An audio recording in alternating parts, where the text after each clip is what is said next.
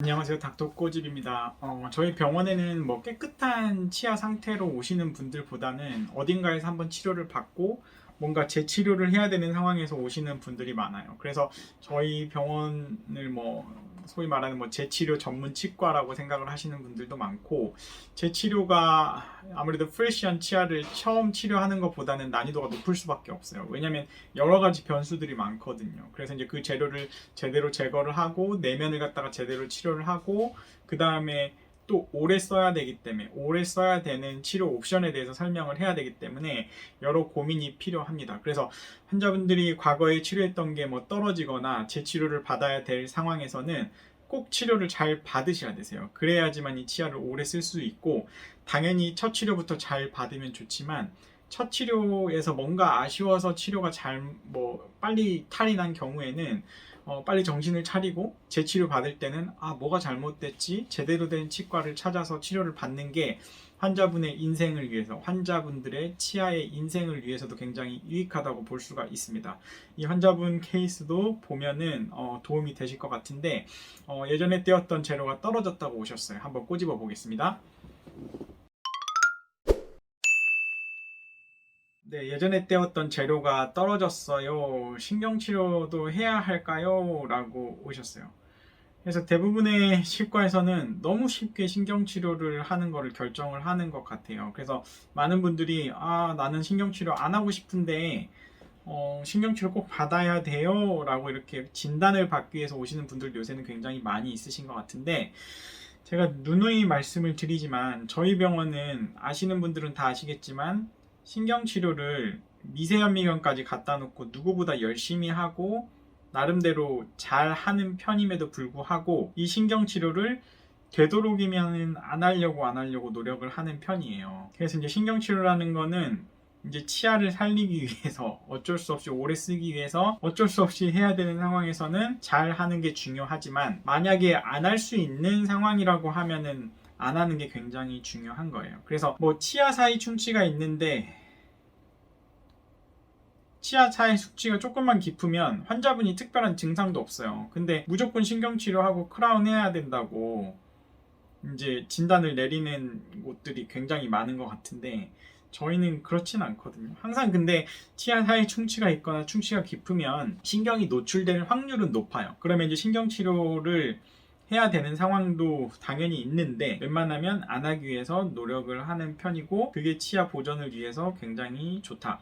신경치료를 한 치아랑 안 한 치아랑 놓고 봤을 땐 당연히 한 단계 덜 치료받은 치아가 조금 더 오래 쓰는 것 같아요. 그래서 저는 신경치료를 안 하기 위해서 노력을 한다 라고 이제 말씀을 드릴 수 있을 것 같고, 오른쪽 위에 보면 딱 반대편 치아에 비해서 뭔가가 뚫려 있죠. 예전에 떼었던 게 떨어졌다고 했는데 환자분은 아프지 않아 하셨어요. 그래서 이제 이런 경우에는 항상 추가적인 충치가 없나 이 엑스레이, 바이트윙이라는 엑스레이를 찍어보고, 바이트윙 엑스레이가 이 치아 사이 충치를 보는데 굉장히 유용하다고 말씀드렸고, 여기를 이렇게 봤더니 과거에 아마 이렇게 커다란 온네일을 했던 것 같아요. 뭐 그 치과의사 선생님께서 굉장히 열심히 해주신 것 같은데, 문제는 여기에 이제 미세 누출이 발생이 되면서 여기에 이제 충치가 있다는 거죠. 하지만 이 재료는 치아가 아니고 아마 과거에 이제 밑에 깔아놨던 글래스 아이오노머 같은 재료이기 때문에 이 모든 재료를 다 걷어내는 게 굉장히 중요해요. 모든 재료를 걷어내고 봤더니,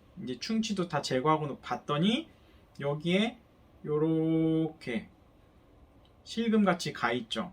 이게 이제 치아의 크랙인데, 이 크랙이 마치 치아가 요렇게 쪼개질 것처럼 이 라인이 중간까지 이렇게 들어와 있는 경우에는 증상이 없다고 하더라도 과감하게 크라운으로 가는 게 좋은 거예요. 환자분들의 이런 것들을 제대로 진단을 할 때는 실은 맨 처음 오셨을 때 이 모습에서 진단을 하는 것보다는 이 모습만 보면 치아를 나는 삭제하지 않는 게 좋으니까, 여기 치아가 멀쩡하니까 옛날처럼 뭐 이렇게 해서 온네이로 할래 라고 이야기를 할 수도 있겠지만, 이 환자분의 양상에 따라서 기존의 재료를 싹 걷어내고 기존 충치를 다 제거하고 난 다음에 여기에서 신경이 노출이 안 됐잖아요. 그러면 신경 노출이 없기 때문에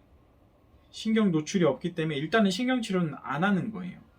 만약에 여기에서 신경이 노출이 됐다 그러면 블리딩이 나거든요. 그 포인트에서 피가 올라오면 그때 가서 신경치료를 고민을 해도 되는 거고, 항상 안 하기 위한 치과 의사의 마인드가 중요한 거고, 만약에 이게 뭐 실장님이나 누가 상담하는 직원이 여기 신경치료하고 크라운 해야 된대요 라고 해서 견적을 이미 다 내고 돈을 다 내놨어요. 그러면 치과 의사 입장에서는 상담하고 돈을 다 내놨는데 이거 신경치료 안 하면은 어떻게 되지? 라는 이제 생각을 하기 때문에 그냥 이건 신경치료니까 처음부터 그냥 여기를 뚫고 들어간다고요. 이걸 뚫고 들어가서 신경치료 한 다음에 이제 크라운으로 하기 때문에 처음의 시작, 치과의사가 어떤 마인드를 가지고 치료를 임하느냐는 굉장히 환자의 치아를 치료하는데 중요한 부분인 것 같고요. 어쨌든 이게 이제 크라운으로 하는 게 맞다고 생각을 했고, 이 부분은 깨끗하게 이제 레진 코어로 잘 해줬고 크라운 치료를 했어요. 크랙이 가 있기 때문에, 크랙이 가 있는 거는 씹을 때 불편한 증상이 있는지를 반드시 체크를 해야 돼요. 그래서 이렇게 이제 크라운으로 신경치료 없이 마무리를 해드렸고, 크랙이 있는 치아는 항상 정기 체크업으로